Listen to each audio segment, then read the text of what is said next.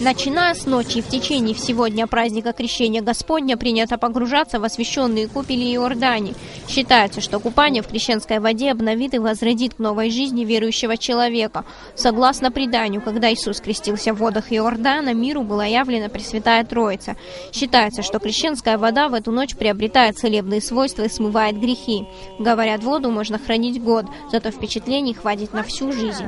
После освящения вода в источнике по церковному преданию считается святой. Выпить, умыться и набрать ее в сосуд может каждый. И, конечно же, главное действие. По традиции верующие окунаются в источник.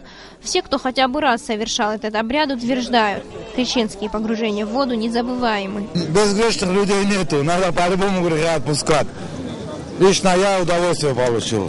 Я не первый раз сюда приезжаю. Я так думаю, что не последний раз. Храм в Каманах – настоящая православная святыня, упоминаемая в Святом Писании житие Иоанна Златоуста. Это намоленное и благодатное место. Настоятель Каманского монастыря игумен Игнатий Кют отмечает важность обряда погружения в святой источник. Народ очень любит этот праздник, любимый народом праздник крещения, поэтому людей притягивает вода, тем более святая вода притягивает людей.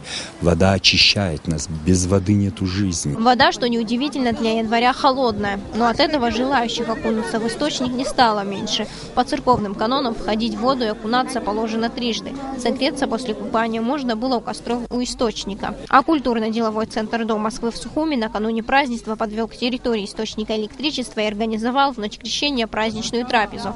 Зария Смыр, Аслан Кудели, Артур Каландия, Абхазское телевидение.